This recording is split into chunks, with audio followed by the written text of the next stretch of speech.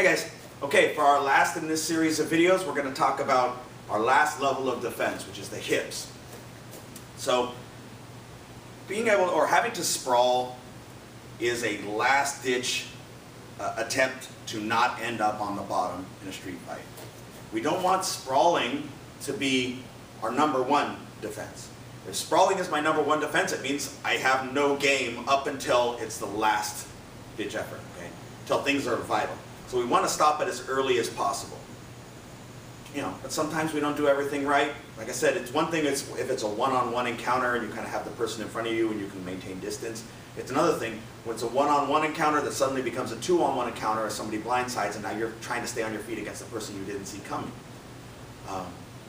So they've already gotten their hands around your waist and your hips and they're working for the takedown. We'll talk about basically a low takedown, which is something that you would definitely have to sprawl on. Although you won't see a classic wrestler's shot or double leg.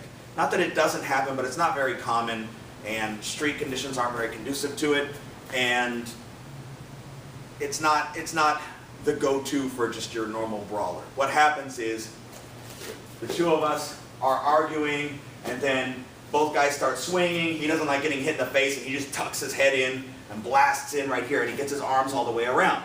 This is where things become an issue, because when he grabs on, it's not like he's going to grab on and hang out. He's running into me, so when he makes impact, it's going to go boom, and now you're staggering backward. In those cases, I've basically got to make a wedge out of myself, get my feet back behind me, and get my hips down to the ground. I'm trying to kind of guide his movement into the floor. So drive him down into the floor using my hips. So again, something went wrong, he got inside, boom, and here we are. At this point, as he continues to drive, go ahead and go to a knee, drive in. I need to get my hips down. If he gets my butt past my heels, I'm going down. So I'm going to kick my feet out, I'm going to get my hips that are right here at his shoulder, down on top. I'm going to try and get one arm inside if I can, or both arms inside, it's awesome. So drive forward please, I'm going to sprawl down here. As I do, if my butt sticks up, he can shoot through. So my hips come down, and I drop my weight onto my hips. From in here, my arm has stopped him from coming forward, and my hips are not really allowing him any space. I don't want to leave this elbow sticking out where he can poke his head up and turn. So I keep his head controlled here.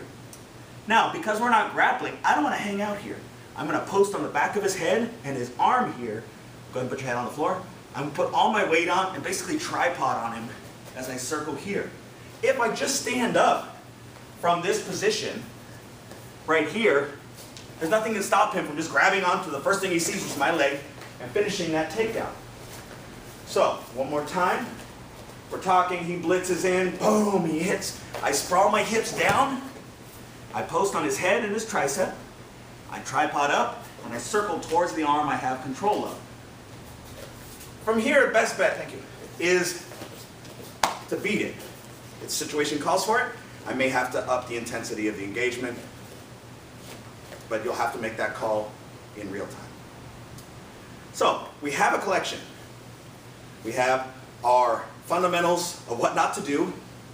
We have our 4 levels of defense: hands, elbows, head, and hips. Now we have to start training this stuff. And so what I would recommend is you get a partner, you both have gloves on, and while you're doing your hand training, have one person change levels. As he changes levels, you match eye levels. Okay, so you never let them get under your eyes.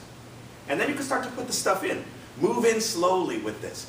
When you go into your drilling, don't start teeing off with punches. Everything ramps up, and that's where injuries are going to be. And it doesn't have to be that ballistic when you're just getting a feel for what this is about. But if you get a mat, or get some matted space, and start to put some of this stuff together, a lot of these problems will solve themselves. So thanks for watching our series, and we'll see you at the next one.